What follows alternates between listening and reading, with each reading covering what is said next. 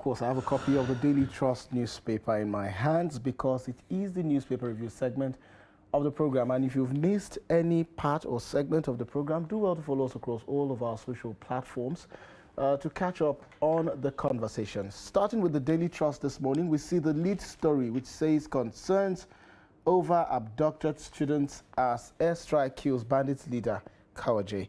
Over 50 other villagers still in captivity. Parents worried, pray for safe return. Late kingpin behind 2021 Air Force jet crash. Powerful illegal miners sponsoring bandits terrorism, according to the federal government.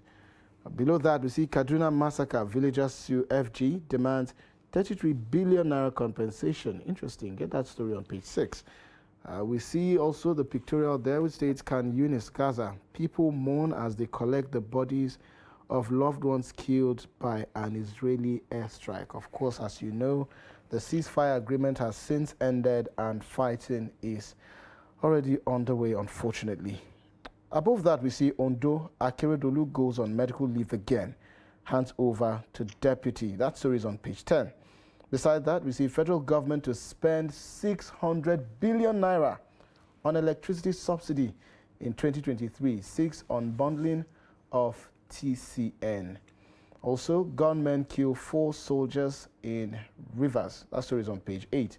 And at the bottom of the page, we see 18 Osun pupils hospitalized after eating government's free meal. Earlier on the program, we showed you a report on that development by Hamidu Yegbade in Osun State. Besides that, we see court recognizes Fubara loyalist as Rivers Assembly Speaker. Page 10. Finally, Nigeria to unveil new foreign policy, according to the minister. And if you join the conversation in the discussion segment of Daybreak, you would have heard us talk about the need to develop a new foreign policy by the Nigerian government in order to boost international relations, of course, within Africa and across the globe. Well, that's it for the front page of the Daily Trust this morning. All right, I'm moving on to The Guardian this morning with some beautiful illustrations there on the front page with the leading story, NAFDAC, counterfeit drugs market booms amid staff shortage and poor funding. The graphs there indicates that inferior drug kill over 500,000 persons in Nigeria and sub-Saharan African countries yearly. And about 267,000 deaths are due to fake anti-malaria medicine. 169,000 killed by substandard antibiotics. It's a very sad situation, and only 2,000 NAFDAC staff saddled with 58,000 registered product post-market surveillance. It's clearly appeared an impossible task by this number of people to police a country as huge as Nigeria. And moving on to other stories, Israel-Hamas war still a long way to two-state solution. Government to unbundle TCN considered gas pricing in Naira. Osun, 18 Osun pupils land in hospital after eating poisoned oatmeals. And FG backtracks amid powerful Nigerians behind illegal mining terrorism. To other stories, Akeredolu transmits power to Ayedatiwa and begins medical leave. Rivers Assembly crisis, court gives his faction go-ahead to resume sitting. An army sack brigade commander over Adamawa police headquarters evasion. That's some audacity. Indeed. And that's it on the front page of The Guardian. And the lead story on the Nation newspaper says 10 dead, 7 injured in Lagos, Ibadan Expressway auto crash. Unfortunate story. Oh, that's not the lead story. That's actually on the belt. The lead story says electricity crisis.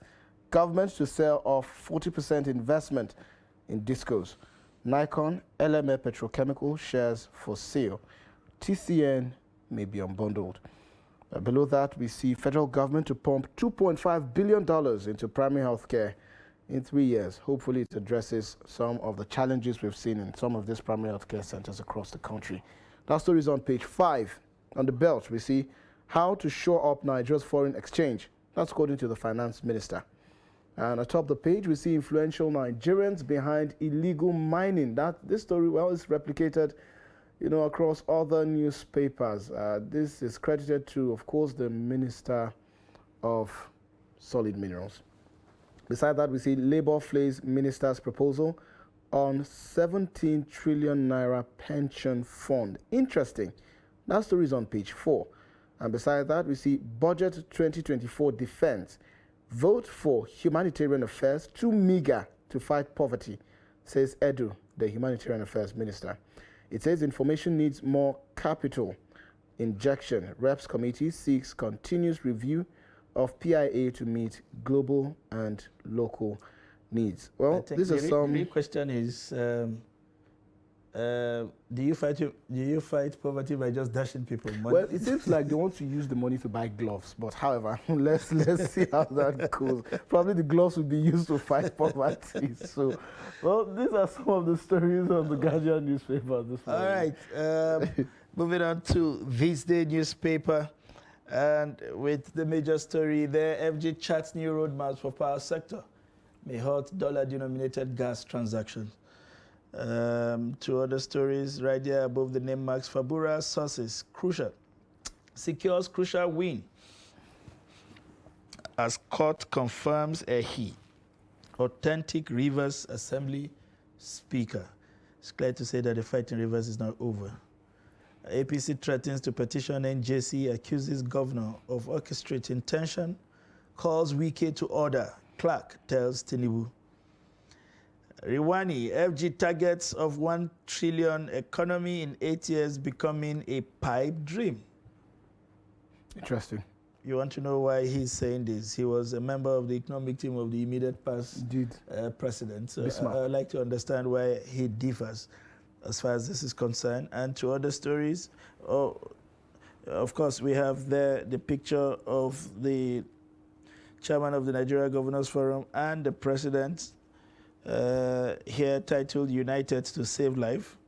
The chairman, Abdurrahman Abdurrazak, and President Bola Ahmed Tinubu at the commemoration of the Universal Health Coverage Day and signing of the Health Renewal Compact by the federal and state government and development partners at the State House in Abuja yesterday. And these are the major stories on the front page of This Day newspaper. Oh, my director says this is going to be the last paper for this morning, which is the Business Day. The lead story there says multinationals exit to dent Nigeria's $1 trillion GDP target. That's the big story, and of course it is indeed a big story if truly they continue to leave. Atop the page we see multinational payments doubles, FG's corporate tax haul on weaker Naira. Beside the lead story, we see Edo 2024, Ighodalo ex-Sterling Bank chair enters race, which makes the race become even more interesting. Below that, we see bank stocks shine in 2023. And finally, transporters offload costs on consumer as bad road hits cash flow. So these are some of the stories on the Business Day newspaper, and by extension some of the newspapers that we will be looking at this morning. And of course, joining us in the studio this morning to do some analysis of the paper is no other person than Mr. Ben Shemang, who was a former director at Voice of Nigeria. Welcome to the program. My pleasure. Thanks for having me. Yes, indeed. So I was telling you earlier that we will be starting with the lead story on the Daily Trust. Concerns over abducted students as Airstrike kills Bandits leader Kawaje. So I'm also very worried because, you know, back then when the students of Federal University Gusau and Federal University Dusima were abducted, it was attributed to Ali Kachala, who is unfortunately now deceased. So my worry is what now happens to... Who is unfortunately or who is fortunately to? Fortunately, for the sake of Nigerians, my bad there, fortunately. So I am worried about the state of the safety of the students. Everybody should show a kind of a concern, in fact, real concern over this issue.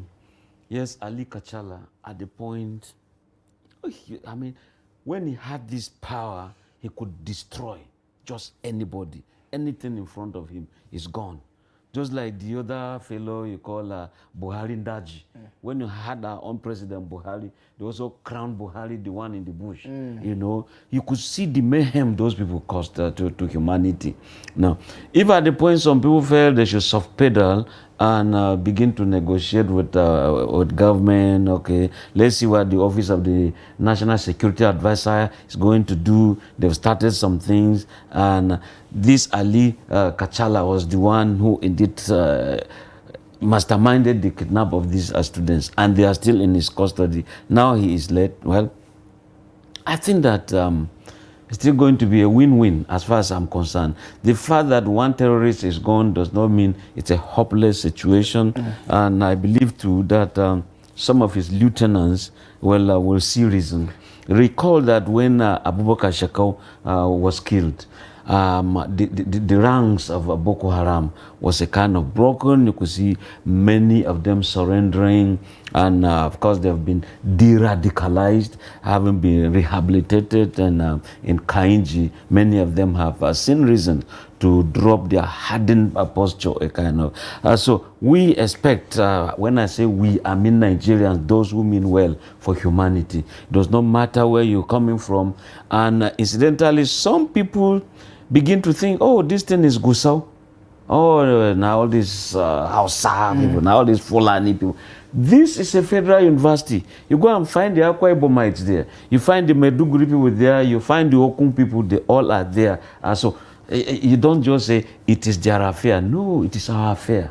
An injury to one is an injury to everybody. So if we learn to accept that, you see that we'll all be united in presenting a common front, so that we believe in this sanctity of human life. So aren't you worried about reprisals? Because of course that has been the modus operandi of these bandits. So a situation where one of their leaders is, fortunately for Nigerians, taken out, we begin to see them, going out in their numbers and uncontrolled, especially in situations where, for example, here in Abuja, just over the weekend, we saw where some residents were abducted along the Kubwa-Zuba Express, axis. So doesn't this add to the worry, especially knowing that these girls are in their custody, or these students are in their custody, and literally anything can happen? Truly, yes. But I think that even in the act of terrorism, there should be some milk of human kindness, because after all, what is Lima syndrome? What is Stockholm syndrome? There are times those who even kidnap, in the end, you begin to sympathize with them, because if I saw some lions when a little what's this animal? Calf. Yes, a calf, a little calf of an animal that the lion should ordinarily devour. I started playing with that small animal, protected it, and ensured that it actually escaped to where it ought to be. All the time.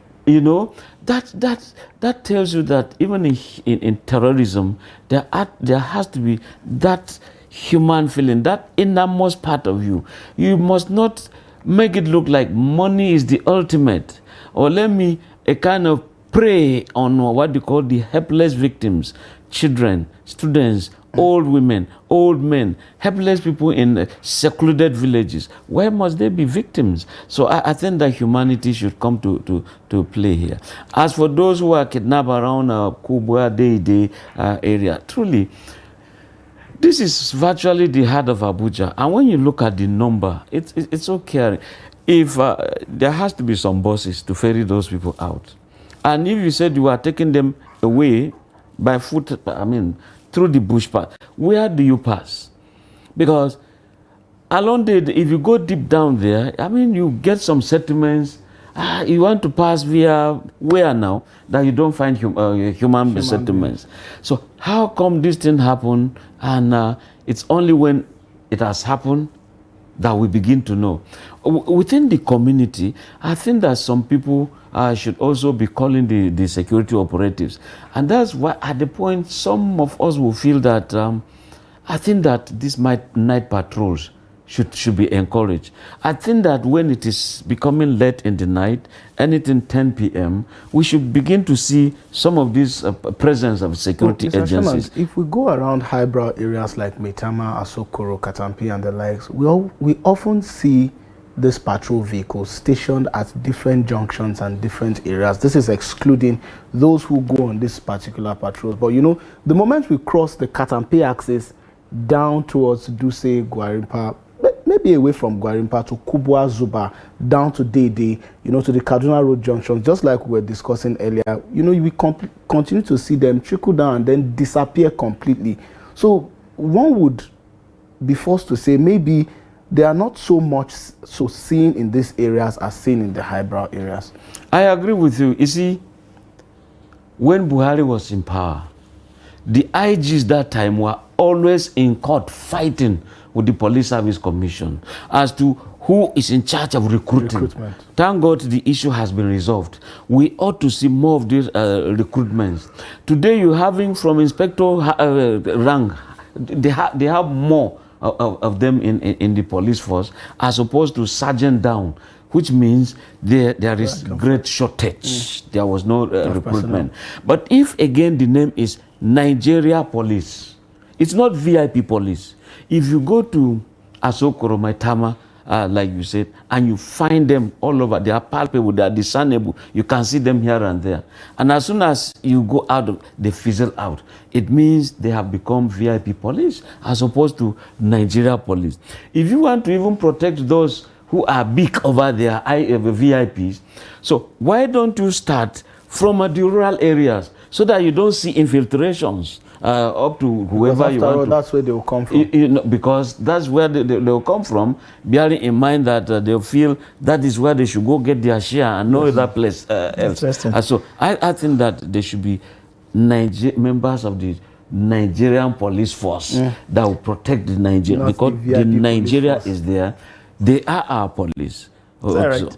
What Mr. Ben is alternatively saying is that daily lives matter. Not just the lives in Maitama and Asokoro. Moving on to other stories, yesterday we were told that Keredelu has jetted out or has flown to Germany to continue his treatment. And that set a lot of tongue wagging. Since this incident, as you recall, his prolonged medical stay initially, got a lot of people wondering whether he was still in the right state of mind to be able to govern, having not transferred power to his deputy, and then somehow, I wouldn't say whether he was hurried, it was advised, he was brought back into this country, but not exactly to Ondo State where the crown, the seat of power is, to a neighboring state where he had been all along, forcing machineries of government to transfer from the state to a neighboring state and all of that. We saw him once when his colleague governors went to pay him a visit, and now he lives again. For a governor who is a legal luminary, who understands the place of constitution and governance, for a governor who had been there for more than 4 years, do you think, even as first of all, as a governor, that we have handled this crisis correctly? And as a country, why do we always shy away from doing the right thing? We saw it with Eradua, we saw it with Governor Babasunte, God rest his soul, Amen. And we are seeing it again. May that cycle stop. Amen. Look at when ECOWAS had their 64th ordinary session. George Obonwea of Liberia was singled out. First round, he won by little margin, but that would not make him a president. He needed second round. If he won, he never won. And he didn't struggle anything at all. So just watch out. That guy will get all these accolades Jonathan is getting. EU is looking for Jonathan. ECOWAS looking for Jonathan. African Union looking for Jonathan. And I foresee that even more Ibrahim will go looking for him. But having said so, you see, when Yaradua was that sick, remember Akeredolu as a human rights activist. And an NBA president. Exactly. And if you check Frederick Fashion, I think he's late now, said, as a medical doctor, I know what pericarditis is. That was when I started looking for the meaning. Once that is gone, the human being is gone. So what is Yaradua still looking for? I think that when there are people who are sick, as Akeredolu is, as Suntai was, as Yaradua was, I think we shouldn't make a hero out of it. That is one, because humanity is involved. Two, but you see, because you threw the heart in the ring, therefore, he has presented himself before the Nigerian public. They are bound to question him, question his health, question this and that. Now, if the law therefore says, on grounds of you are sick, you cannot perform, you can simply relinquish power. It's there in the Constitution. But why is it taking every time people will move to meet President Muhammadu Buhari, Tinubu, to resolve Ondo matter? I think that we are missing it. The Constitution is there. And that was why I recall when Liman, former DG, the immediate past DG, Mansour Liman, had a chance interview with Yaradua when he was still in hospital. Yaradua simply said, when he was asked, when will you come back? I said, I don't know. Unless God permits, I don't know, I'm sick. That interview that was transcribed and published in newspapers, David Mark just got it, Senate President. And with that, armed with it, said, look, we are going to invoke the doctrine of necessity. The president cannot perform now. Therefore, we're going to transfer power for the time being onto Goodluck Jonathan. And so, if that is the scenario, why can't we have that in Ondo? The man gets well, he comes back and takes over. You know? But when you see, no, he's not loyal to this, you can see political parties trying to play the game as if no life is involved. Ondo is at a standstill. Humanity is involved. Ask yourself, if this were to be your father, is this how you describe him? Or, I think that because of this sanctity of life, the need to even respect sometimes privacy, even though we agree, he has already subjected himself to the public scrutiny by being a public figure. But how do we move the Ondo state, the Ondo child, the Ondo, the very poor man and the rich man in Ondos? How do we move that state forward? And by implication, this is looking at every Nigerian and the first. Is this how Nigeria is? Is this how we're going to is it still a nascent democracy, new democracy in Nigeria, when indeed the laws are there? Why must everybody be a kind of, you charter vehicles, charter aeroplanes, charter this? You're coming for Ahmed Bola Tinubu to resolve an Ondo case, when the constituency of the president is the entire federation. I think that some people too, when you see that health is an issue, you can step aside, clear yourself, come back and continue. So many questions, so many issues to talk about and issues to discuss, but so little time. Unfortunately, this is where we come to the end of Daybreak at this hour. And of course, today we've been talking with Mr. Ben Shemang, who was a former director at the Voice of Nigeria. Thank you so much for joining the program. Thanks for having me. For your insightful perspective. And happy Christmas in advance. Indeed. Thank you. Well, viewers, that's so much we can take on the program this morning. We do hope you enjoyed the packages that we brought to you, and of course the discussion segment. And if you've missed any part of the program, do well to follow us across all our social media platforms, and of course join our live streams for more news, programs and documentary. From me, it's goodbye for now. I'm Sagir Ibrahim.